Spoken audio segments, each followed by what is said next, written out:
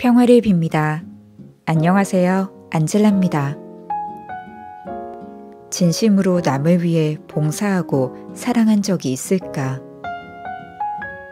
아무것도 바라지 않고 상대를 사랑하는 일은 참 어렵습니다. 봉사도 내가 만족하는 기분에 취해 내 칭찬을 위해 하는 것 같고, 사랑 또한 상대에게 조금은 무언가를 바라면서 하기 때문입니다. 요즘 저는 사랑에 대해 이렇게 생각합니다. 남에게 내가 해준 것만큼 돌아오지 않는다 해도 그를 기쁘게 여기는 것, 남이 실수나 잘못을 저질러도 그럴 수 있지 하며 너그러운 마음으로 바라보는 것 말입니다. 사랑을 장사하듯이 주고받는 이익에서 벗어나려 해요. 주님께서 말씀하시고자 하는 사랑을 깊이 생각하고 진정한 사랑을 꿈꾸며 또 그렇게 행하는 자녀가 되도록 합시다. 2월 16일 연중 제6주일 복음. 옛 사람들에게 이르신 말씀과 달리 나는 너희에게 말한다. 마테오가 전한 거룩한 복음입니다. 5장 17절에서 37절까지의 말씀입니다. 그때 예수님께서 제자들에게 말씀하셨다. 내가 율법이나 예언서들을 폐지하러 온 줄로 생각하지 마라. 폐지하러 온 것이 아니라 오히려 완성하러 왔다. 내가 진실로 너희에게 말한다. 하늘과 땅이 없어지기 전에는 모든 것이 이루어질 때까지 율법에서 한 자 한 획도 없어지지 않을 것이다. 그러므로 이 계명들 가운데에서 가장 작은 것 하나라도 어기고 또 사람들을 그렇게 가르치는 자는 하늘나라에서 가장 작은 자라고 불릴 것이다. 그러나 스스로 지키고 또 그렇게 가르치는 이는 하늘나라에서 큰 사람이라고 불릴 것이다. 내가 너희에게 말한다. 너희의 의로움이 율법 학자들과 바리사이들의 의로움을 능가하지 않으면 결코 하늘나라에 들어가지 못할 것이다. 살인해서는 안 된다. 살인한 자는 재판에 넘겨진다고 옛사람들에게 이르신 말씀을 너희는 들었다. 그러나 나는 너희에게 말한다. 자기 형제에게 성을 내는 자는 누구나 재판에 넘겨질 것이다. 그리고 자기 형제에게 바보라고 하는 자는 최고의회에 넘겨지고 멍청이라고 하는 자는 불붙는 지옥에 넘겨질 것이다. 그러므로 내가 제단에 예물을 바치려고 하다가 거기에서 형제가 너에게 원망을 품고 있는 것이 생각나거든 예물을 거기 제단 앞에 놓아두고 물러가 먼저 그 형제와 화해하여라. 그런 다음에 돌아와서 예물을 바쳐라. 너를 고소한 자와 함께 법정으로 가는 도중에 얼른 타협하여라. 그러지 않으면 고소한 자가 너를 재판관에게 넘기고 재판관은 너를 형리에게 넘겨 내가 감옥에 갇힐 것이다. 내가 진실로 너에게 말한다. 내가 마지막 한 입까지 갚기 전에는 결코 거기에서 나오지 못할 것이다. 간음해서는 안 된다고 이르신 말씀을 너희는 들었다. 그러나 나는 너희에게 말한다. 음욕을 품고 여자를 바라보는 자는 누구나 이미 마음으로 그 여자와 간음한 것이다. 내 오른눈이 너를 죄짓게 하거든 그것을 빼어 던져버려라. 온몸이 지옥에 던져지는 것보다 지체 하늘에 있는 것이 낫다.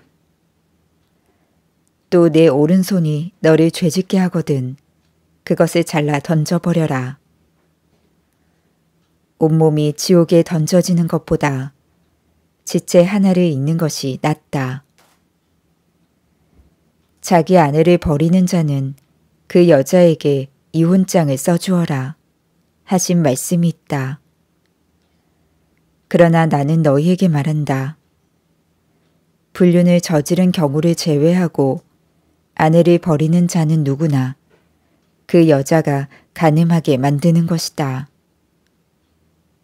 또 버림받은 여자와 혼인하는 자도 간음하는 것이다. 거짓 맹세를 해서는 안 된다. 내가 맹세한 대로 주님께 해드려라 하고 옛 사람들에게 이르신 말씀을 너희는 또 들었다. 그러나 나는 너희에게 말한다. 아예 맹세하지 마라.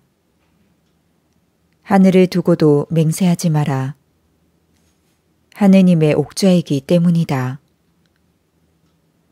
땅을 두고도 맹세하지 마라. 그분의 발판이기 때문이다.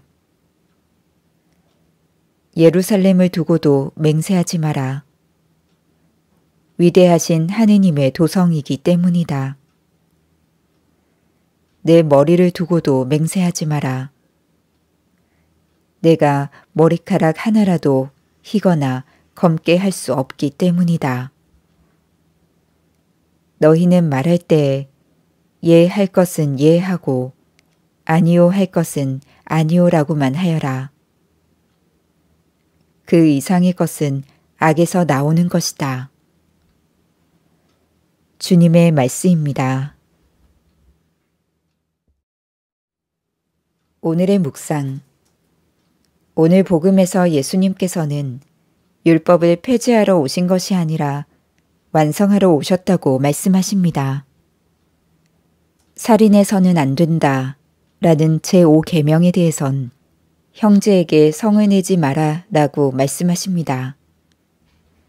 간음해서는 안 된다 라는 제6계명은 음욕을 품고 여자를 바라보지 마라 라는 말씀으로 바꾸십니다. 거짓 맹세를 해서는 안 된다 라는 제7계명은 맹세하지 마라 라는 말씀으로 그리고 자기 아내를 버리는 자는 그 여자에게 이혼장을 써주어라 라는 제9계명과 관련된 율법 조항은 아내를 버리지 마라 라는 말씀으로 바꾸십니다. 이처럼 10계명의 내용들을 새로운 방식으로 바꾸심으로써 완성된 율법을 제시하십니다. 그렇다면 구약의 율법과 예수님께서 제시하신 완성된 율법의 차이는 무엇일까요? 이에 대해서 예수님께서 구체적으로 하신 말씀이 있습니다. 그러므로 남이 너희에게 해주기를 바라는 그대로 너희도 남에게 해주어라.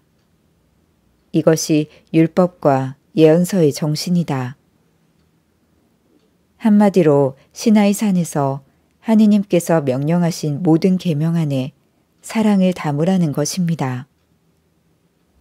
사랑은 율법의 완성이기 때문입니다. 실제로 예수님께서는 율법의 완성을 당신 삶으로 몸소 보여주십니다. 살인하지 말라는 제5계명을 완성하시어 십자가 위에서 모든 사람을 용서하시고 간음하지 말라는 제6계명을 완성하시어 여인들을 당신의 제자로 받아들이십니다.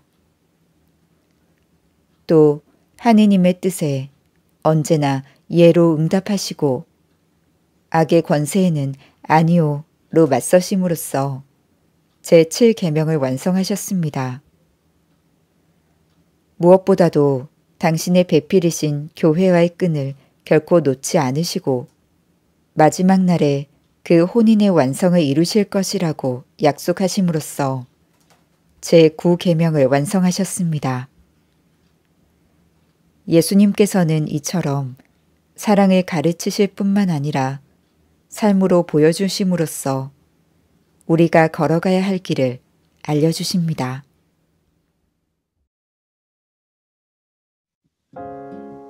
스스로 지키고 또 그렇게 가르치는 이는 하늘나라에서 큰 사람이라고 불릴 것이다.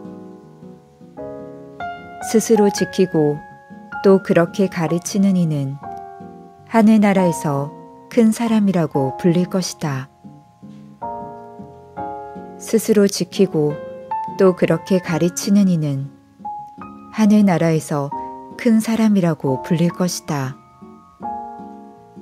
하늘과 땅의 주님이신 아버지, 주님께서 주신 계명을 늘 기억하고 소중히 여기며 서로 사랑하며 살게 하소서. 아멘. 평화를 빕니다.